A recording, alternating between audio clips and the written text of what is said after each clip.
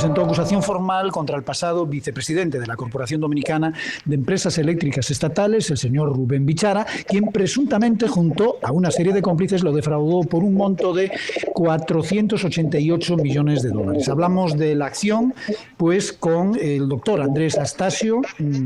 Creo que al final no sé si podrá estar con nosotros, pero sí tenemos ya en cabina, en el programa, al doctor Miguel Valario, coordinador del equipo jurídico que ha llevado a cabo la acusación. Hola, muy buenas tardes, don Miguel, bienvenido. Buenas tardes, Pinky, Roberto. Qué bien, qué bueno que nos acompaña. Bueno, Pinky nos daba la introducción del caso. A mí me gustaría, por ya la relación que tenemos y su espíritu de pedagogía, explicar primero qué fue lo que vimos ayer. Se habla de una querella que un organismo del Estado, en este caso el Consejo de Distribuidoras de Electricidad, el Consejo Unido, no sé cómo se llama ahora, presentó ante el Ministerio Público. ¿Qué es una querella? ¿Qué pasa ahora con ese documento que entregaron en el Ministerio Público? Bueno, en primer lugar, darle las gracias por dejarnos compartir algunas de estas opiniones. En especial, una querella no es más que la noticia crisis, es decir, la información que se le da al fiscal de que se cometieron irregularidades. El Código Procesal Penal establece que el funcionario público que encuentre dentro de sus funciones irregularidades, en este caso actos de corrupción, está en la obligación de denunciar inmediatamente al Ministerio Público. Con esa denuncia, que en un momento fue una denuncia que se realizó en el mes de octubre, se siguieron las indagatorias y en el mes de diciembre el señor presidente de la República le otorgó poder especial al licenciado Andrés Astasio para que ya una vez finalizada una auditoría legal que yo tuve el placer de coordinar junto a 5 oficinas, llegáramos a la conclusión si era necesario querellarse o no. Y evidentemente que los hallazgos, las evidencias, porque este proceso lo vamos a manejar técnicamente, dicen que sí, que era suficiente para una querella, y así en el día de ayer se interpuso formalmente, debido a que la semana pasada el licenciado Astasio declaró ante la opinión pública de que los costos a los que vendía el señor Maxi Montilla a la sede eran abusivos y prácticamente en algunas ocasiones había sobrevaluaciones por más del 230%. Quiero hacer una salvedad, Roberto. Sí. Una salvedad. Quien se querella fueron las EDES directamente, no el Consejo Unificado. Fue EDENorte, EDESUR y EDEESTE y el Estado Dominicano. ¿Por qué se querella el Estado Dominicano? Porque el Código Procesal Penal dice que en los hechos punibles, es decir, en los delitos que ataquen a personas jurídicas, los socios pueden querellarse. Y dice también que obviamente el directamente ofendido puede querellarse. Por eso la querella fue el Estado Dominicano y las EDES, EDESUR, EDENorte y EDEESTE, como empresas pertenecientes mixtas al Estado Dominicano. Ya, antes de profundizar en las evidencias que ustedes encontraron de estos malos manejos de dineros y, como ha citado, actos de corrupción.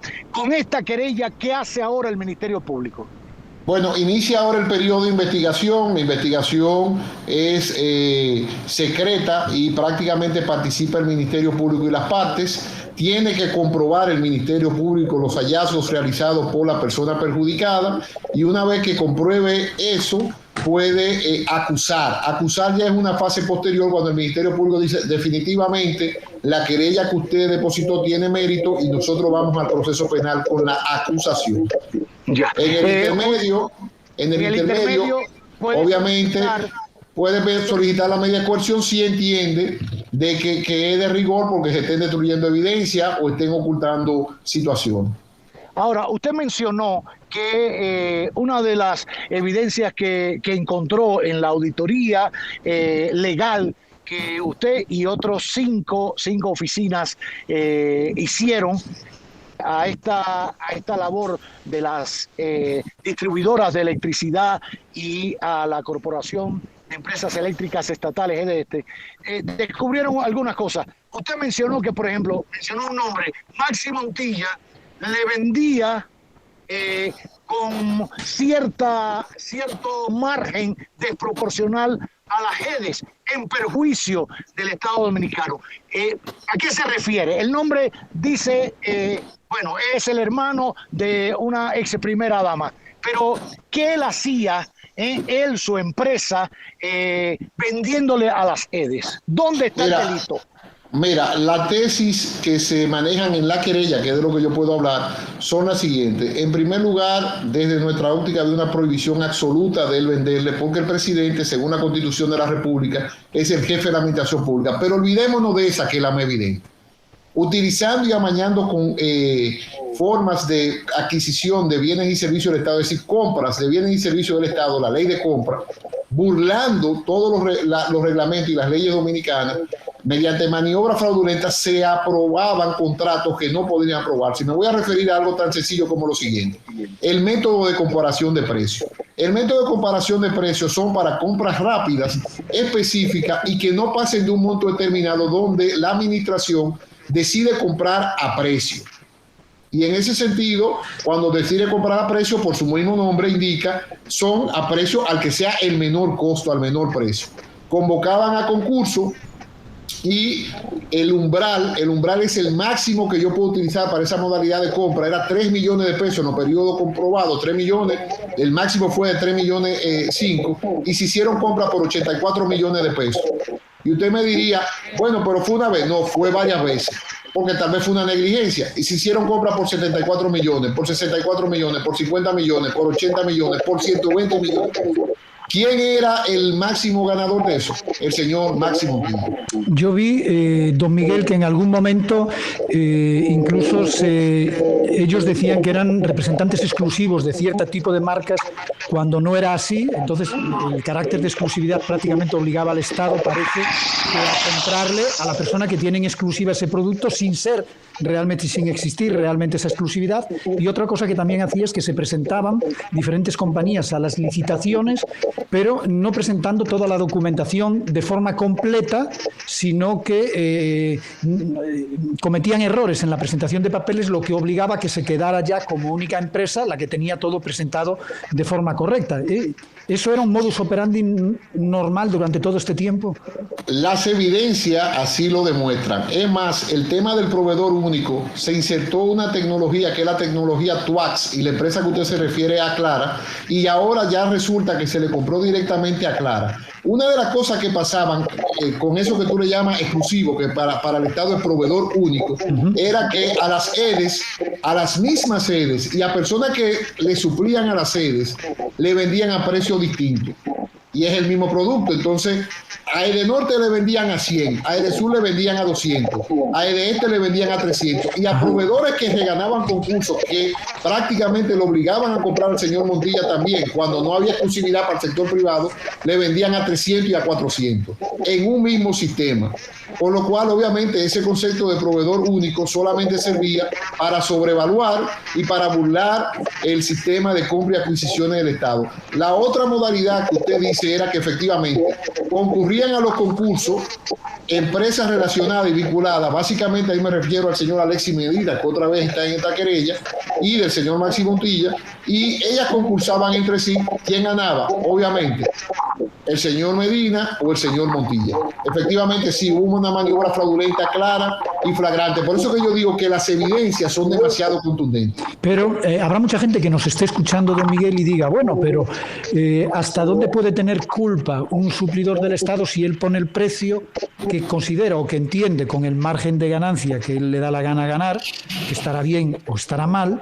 Pero si el Estado le compra ese precio, el suplidor, si vende ese precio, pues gana más, pero él no tiene la culpa de que el Estado le compre a un precio. O sea, ¿cómo se maneja eso? Magnífica pregunta, y que da la oportunidad para lo siguiente, porque hay una cuarta vertiente, que es los préstamos internacionales, que es donde entra el señor Rubén Bichara. Efectivamente, si fuese así, no hubiese ningún problema, pero el tema es que hay consultas internas y hay empleados que dicen que los precios se sobrevaluaban brutalmente. Incluso, te voy a decir algo, se cerraban contratas y con declaraciones de urgencia, que ya habían sido utilizadas, se le compraba a precios diferentes entre una y la otra. O sea, como si yo en el mes de mayo compré a 100, en el mismo mes de mayo te voy a comprar 200. Y había quejas ahí, pero la más burda de esa fue unos adendum que se le hicieron a contrato. ¿Para qué? Para comprar directamente. Se cerraba el proyecto y decía, bueno, faltaron cosas. Y uno dice, bueno, faltaron cosas, pero ya de por sí, si faltaron cosas, debieron licitarla y no hubo una programación en la compra y contrataciones correcta. ¿Qué hicieron? Hay un memorándum que se le manda en este caso a Edesur directamente, y en ese memorándum se habla de un 39% de anexo, de adendum, cuando el adendum solamente puede ser por un 25% máximo. O sea, sobrepasaba lo que el umbral daba. ¿Con qué finalidad? Con otorgarle al señor Maxi Montilla.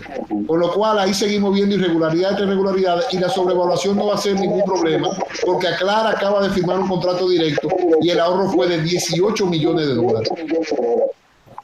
Otra discusión, si es exclusivo o no. Sí, Miguel, ¿quiénes más conforman esta querella? O sea, ¿contra quiénes más ustedes se querellaron? Ya mencionaste a Maxi Montilla, está otro hermano de Danilo, que ya tiene una prisión preventiva por otro caso, pero ¿quiénes más?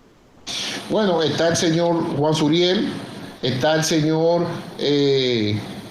Montilla, está el señor Bichara, está el señor de León, de Norte, está el está el señor el administrador de Norte, Correa, está el señor de Sur, Radamés del Carmen, están dentro de los imputados el señor Sarraf. O sea, hay más de 10 personas, 15, con muchas pruebas testimoniales que dicen los documentos la avalan, porque la documentación es abrumadora y obviamente además de abrumadora se indica cada prueba de lo que te estoy diciendo, porque van a hablar las evidencias, en este caso con la garantía y el debido proceso, se indican a todas esas personas. Ya, he escuchado también en el caso de la CDE y Rubén Jiménez Bichara, que la cierta explicación que dan es que las EDES eran organismos autónomos, que la CDE no participaba en ello, que no hay evidencia para involucrarlo. Te cita ahora un tema de préstamos. ¿Hasta dónde tiene razón quien se defiende y la evidencia encontrada? Mira, la evidencia dice lo siguiente: habían licitaciones públicas internacionales con fondos que provenían de organismos multilaterales o financieros internacionales.